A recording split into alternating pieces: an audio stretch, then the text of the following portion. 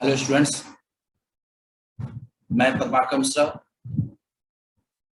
आपके साथ फिर एक नए टॉपिक के साथ आपके अपने channel economics eight finger tip में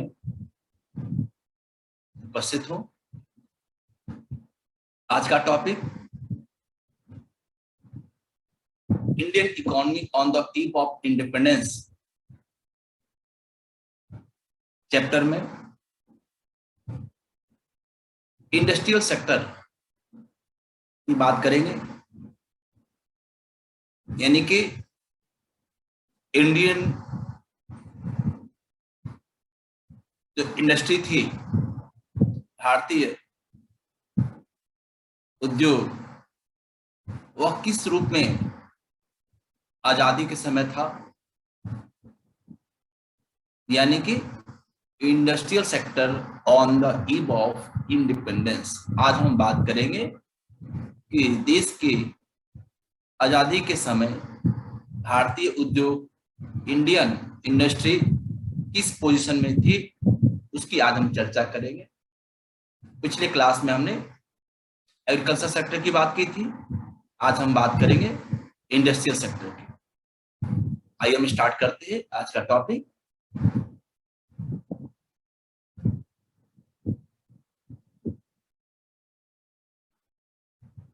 Industrial sector on the eve of independence. Industrial sector on the eve of independence.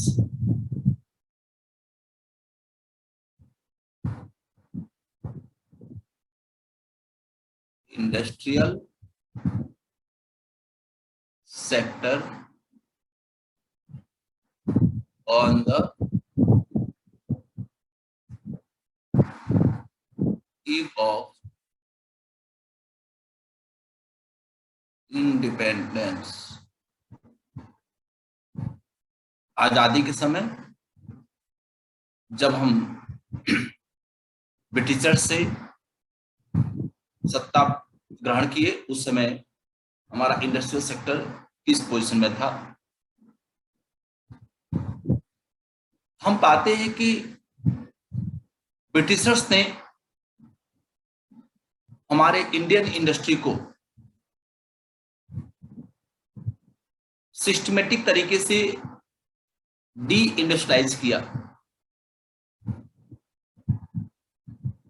Systematic D industrialisation का मतलब होता है कि the status of industrial sector on the eve of independence or during the British rule। ये एक ऐसा term है, D industrialisation, जो ये बताता है कि industrial sector during British rule किस पोजीशन में थी। यह किसी से छिपा नहीं है कि ब्रिटिशर्स ने इंडिया को एक्सप्लॉइट किया। ब्रिटिशर्स की जो पॉलिसी थी वह एक्सप्लॉइटेटिव पॉलिसी थी। जो मेन मोटिव था ब्रिटिशर्स का, वह इंडियन इंडस्ट्री को सिस्टमेटिक तरीके से डी इंडस्ट्रियलाइज करने की थी।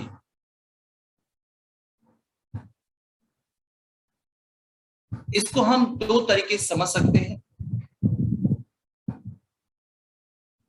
मीन्स कि motive behind the systematic de-industrialization during the British rule in India was twofold। ये दो जो पहलू है, फोल्ड है, वो क्या क्या है। तो पहला है, फर्स्ट पॉइंट, कि to exploit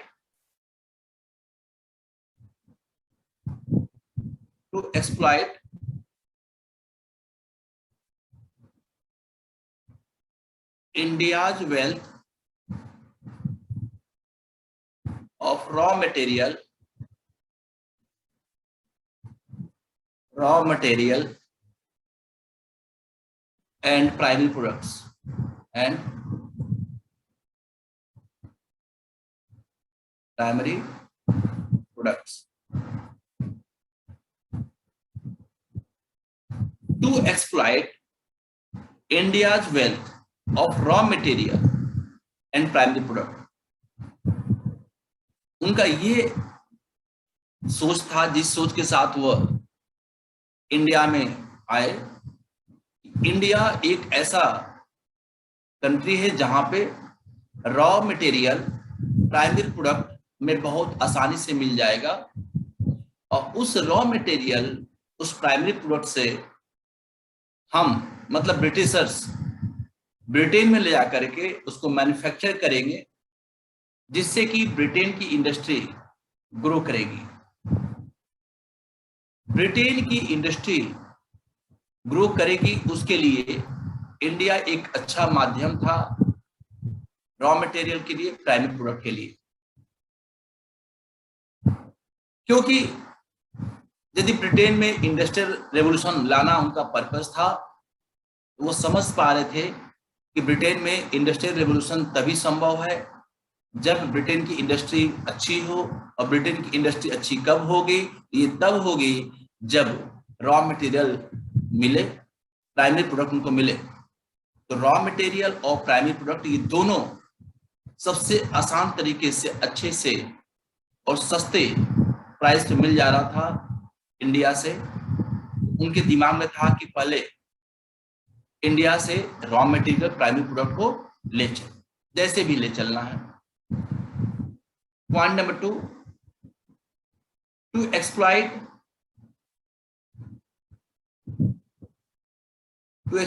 India as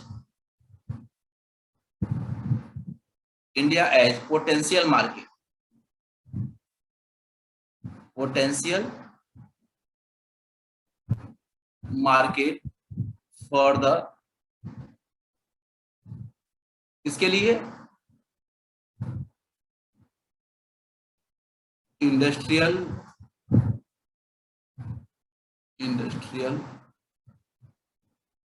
products of Britain. यानी कि जो फिनिश गुड्स था ब्रिटेन में मैन्युफैक्चर हुआ, उस प्रोडक्ट को ब्रिटिशर्स बेचते कहां? तो रॉ मटेरियल, प्राइमरी प्रोडक्ट हुआ है, इंडिया से ले गए और उसको मैन्युफैक्चर करके उन्होंने भारत के बाजार को अपने कब्जे में लेने का काम किया। उन्हें लग रहा था कि इंडिया का जो मार्केट है वो पोटेंशियल मार्केट है, जो ब्रिटेन में गुड्स बना है उसको ला करके इंडिया के मार्केट में भर दो। यानी कि कैसे भर पाते? तो जो उनसे प्रोडक्ट हमें मिल रहा था, आगे हम देखेंगे भी कि मशीन मेड था। जब मशीन मेड होगा बेटा तो उसका कॉस्ट ऑफ प्रोडक्शन कम आता है, क्वालिटी भी अच्छी हो जाती है, उसकी फिनिशिंग होती है। और जो मैनमेड होगा उसमें इन सब चीजों का अभाव देखा जाता है, कहीं ना कहीं कमी पाई जाती है। तो इसको ब्रिटिशर्स ने अच्छे तरीके से कैश कराने का काम किया। This systematic D-industrialisation led to decline of the handicraft industries and the consequence massive unemployment। India का हैंडीक्राफ्ट इंडस्ट्री पूरे वर्ल्ड में फेमस था, और हैंडीक्राफ्ट इंडस्ट्री को वह खत्म करके अनएम्प्लॉयमेंट को उन लोगों ने बढ़ावा दिया।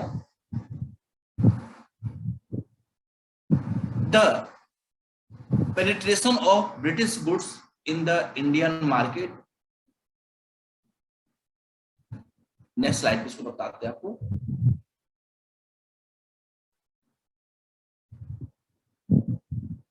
सिस्टमेटिक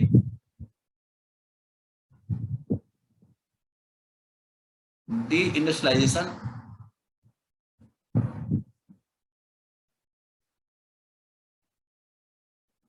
लेड टू क्या क्या, फर्स्ट पॉइंट बेटा नोट कर लो,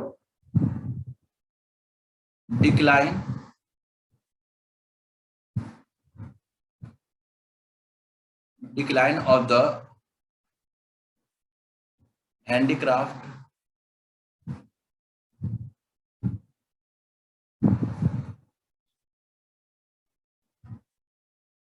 handicraft industries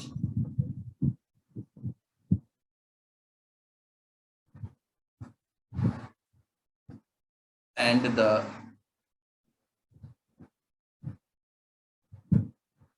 consequences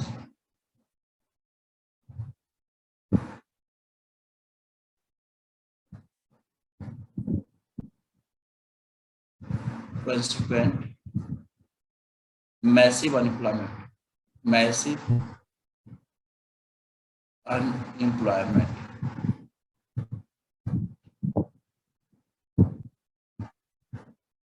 decline of the handicraft industry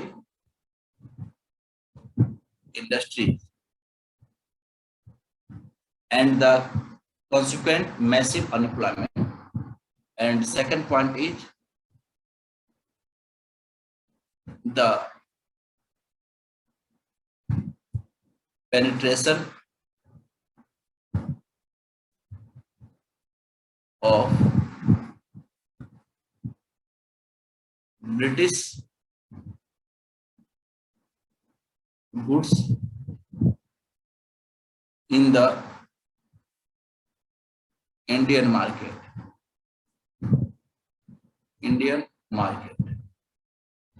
Indian market में ब्रिटिश गुड्स का जब एंट्री हुआ, प्रवेश हुआ, तो हमारा जो इंडियन मार्केट था वो ब्रिटिश प्रोडक्ट से भर गया और उससे भी उन लोगों ने हमारे देश पे कब्जा किया। इनका जो पहला देखा जाता है फीचर इंडस्ट्रियल सेक्टर का, कि ब्रिटिशर्स ने किस तरीके से हमें एक्सप्लॉइट किया। तो शुरुआत किया उन्होंने हैंडीक्राफ्ट इंडस्ट्री से। The poor state of industrial sector during the British rule is explained through, first point बेटा नोट करोगे, DK of handicraft industry, DK of handicraft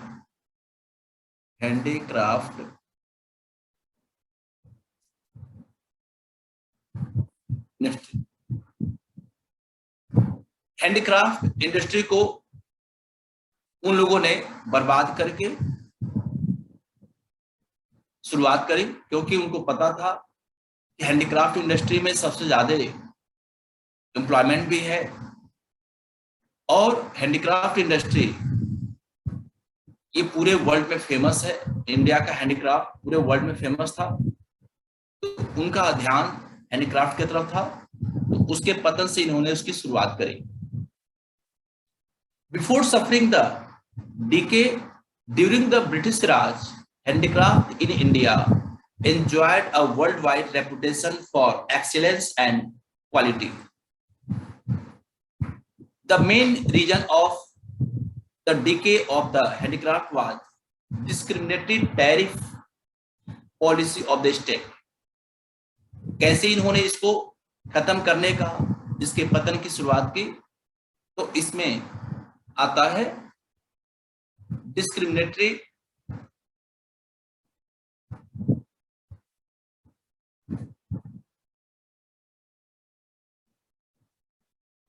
tariff policy.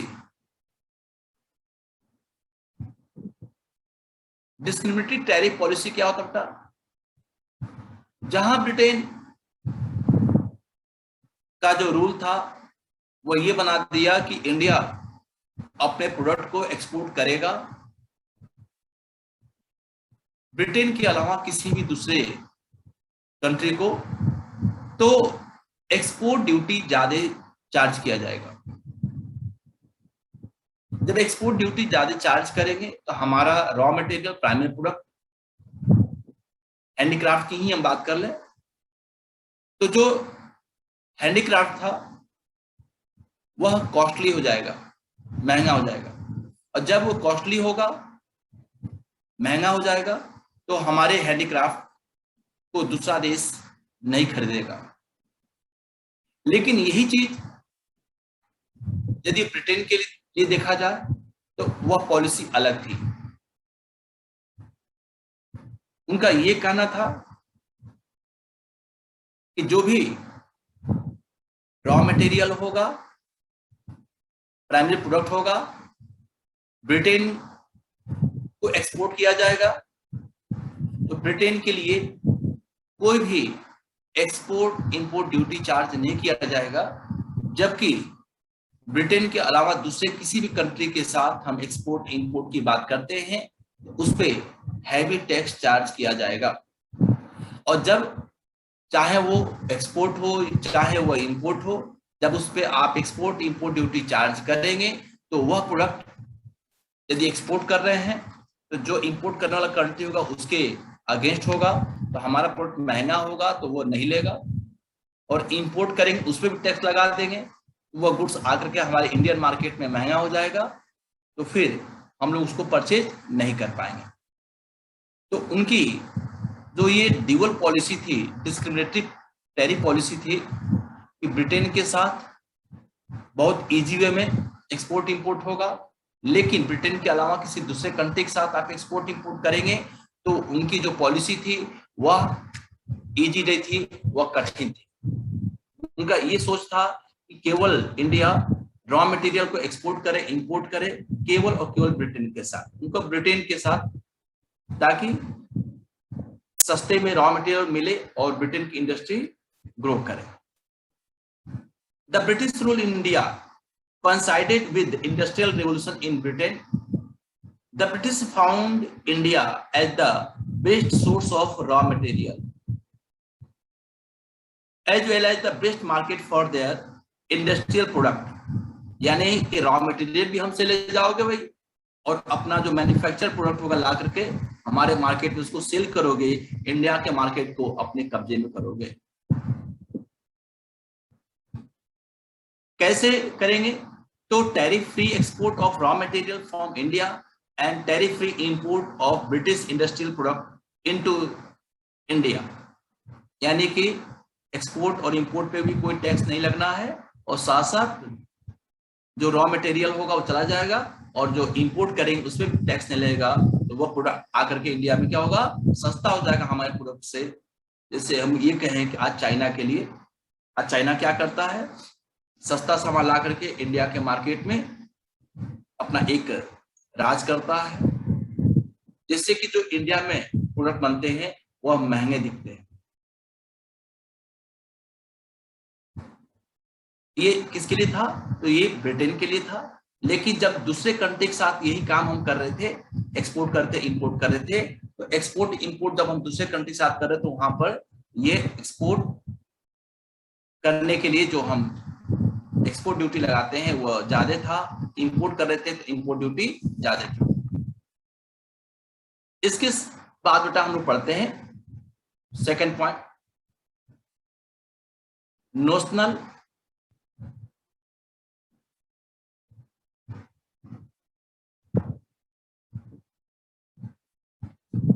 Growth of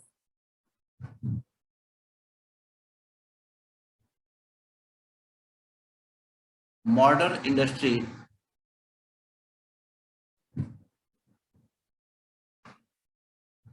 हम इसमें बेटा देखते हैं कि जो हमारी इंडस्ट्री थी on the eve of independence, वह नाम मात्र की थी। Under the British Raj, modern industry saw only a bleak growth. It was only a second half of 19th century that the modern industry showed emergence. 5 observations need to be noted in this regard. First point is Initially, cotton and jute textile mill were set up. Cotton textile mill were located in Western India, mainly in Maharashtra and Gujarat, and were mainly controlled by the Indians. Jute textile industries were concentrated in Bengal and were primarily controlled by the foreigners. जो मुंबई गुजरात की तरफ था cotton industry, वह India के control में था, और जो बंगाल में था वह फॉरेनर्स के कंट्रोल में था. Point number 2, in the beginning of 12th century, iron and steel industries, in the beginning of 20th century, not 12th century, 20th century, iron and steel industries came up, and TISCO, Tata Iron and Steel Company, was set up in 1907. ये question पूछा जाता है, टिस्को कब establish हुआ? टिस्को 1907 में, 20th century में था, 20th century. After World War II, cement, paper and sugar industry also started coming up. लेकिन टिस्को की स्थापना होती है 1907 में, 20th century में की शुरुआत में होती है. किस सेंचुरी में था? सेंचुरी का मतलब कि जो ईयर चल रहा होता है, ये 1907 है, इसको हम 20th सेंचुरी कहेंगे. आज हम कहें 2021 है, इसको हम कहेंगे, क्या कहेंगे इसको? 21st सेंचुरी कहेंगे इसको. क्या कहेंगे? 21st century. ईयर और सेंचुरी, सेंचुरी हमेशा एक साल आगे चलता है. Point number 3, there was hardly any capital goods industry in India. Capital goods industry produce goods like machine and industrial plants which are used for the further industrialisation. जैसे हम बात करें, ट्रैक्टर की बात करते हैं, ट्रैक्टर बनेगा, ऐसा इक्विपमेंट बनेगा जो किसी फिर कैपिटल गुड्स को बनाने में हेल्प हो करे. Point number 4, contribution of raw material, contribution of new industrial sector of the gross value added और gross domestic product of the economy remain extremely low. Secondary sector का जब हम देखते कंट्रीब्यूशन तो पाते कि बहुत ही कम था जीडीपी में. जैसा कि पिछली क्लास हमने बताया था आप लोगों को कि एग्रीकल्चर सेक्टर का कंट्रीब्यूशन 50% था, और जो रिमेनिंग 50% था उसमें सर्विस सेक्टर और इंडस्ट्रियल सेक्टर था. तो एग्रीकल्चर सेक्टर में 50% था, जबकि 72% के करीब पॉपुलेशन इंगेज थे एग्रीकल्चर सेक्टर में, और 28% पॉपुलेशन इंगेज था बेटा सेकेंडरी सेक्टर और टर्शियरी सेक्टर में. तो हम कह सकते हैं कि जहां पे पॉपुलेशन कम है असर तो पड़ेगा. तो देखा गया यहाँ पे कि जो ग्रॉस वैल्यू एडेड है उसमें सेकेंडरी सेक्टर का कंट्रीब्यूशन बहुत ही कम था. Next, the state participation in the process of modern industrialization was limited. It was confined only to the strategic areas like railway and means of communication, which helped expansion of the Indian market for the British product. यदि यहाँ पर railway का expansion हुआ तो हम कह सकते हैं कि वह ब्रिटेन के प्रोडक्ट को प्रमोट करने के लिए हुआ. ब्रिटिशर्स ने इंडियन रेलवे को इंट्रोड्यूस किया कि ताकि जो उनका प्रोडक्ट है वो देश के कोने कोने तक उसको पहुंचाया जा सके, यानी कि इंडियन मार्केट ब्रिटिश प्रोडक्ट से भर जाए. Industrial sector on the eve of independence revealed 4 core features, जो कि ये बताता है कि हमारे इंडस्ट्रियल सेक्टर किस तरीके से बैकवर्ड थे, इंडस्ट्रियल सेक्टर का ग्रोथ कैसे लिमिटेड था। Handicraft industry was systematically destroyed by the British government. पहला जो उनका स्टेप था हमारे हैंडीक्राफ्ट इंडस्ट्री को बर्बाद करना। It was largely owing to the discriminatory tariff policy of the British government. Point number 2, modern industry showed a bleak expansion. जो भी एक्सपेंशन था वह नाम मात्र का था, सांकेतिक था। It was by a large restricted to the expansion of railways. It helped expansion of the Indian market for the British product. Point number 3, capital goods industry, which is the core element of industrial growth, was almost non-existence. यानी कि इसका existence बेटा था ही नहीं, एक तरीके से कह लो, कोई मतलब इसका नहीं है। यदि उसका एग्जिस्टेंस नहीं है कोई मतलब नहीं है। While the traditional Indian industries means handicraft की बात कर रहे हैं, were decaying, क्यों? क्योंकि यहाँ पर डिस्क्रिमिनेटरी टैरिफ पॉलिसी इम्पोज किया गया ब्रिटिश गवर्नमेंट के द्वारा। Modern industry remain in an infant stage, और शुरुआत भी हो रही थी किसकी थी? तो टिस्को की थी। तो अभी ये इन्फेंट स्टेज में था। This again pointed to be backwardness of the Indian economy with little or no evidence of dynamic change. इससे पता चलता है कि जो हमारा इंडस्ट्रियल सेक्टर था उसका ग्रोथ नहीं था, उसमें डायनेमिक चेंज नहीं देख पा रहे थे। डायनेमिक चेंज हम कब देखते? जब ये पता चलता कि हमारी जो इंडस्ट्री है पहले से बहुत अच्छी हो रही है, लेकिन यहाँ पे तो ऐसा था ही नहीं। यानी कि इस सब चीज से पता चलता है कि हमारा जो इंडस्ट्रियल सेक्टर था वो कितना बैकवर्ड था। ये बैकवर्डनेस को शो करता है। क्लियर?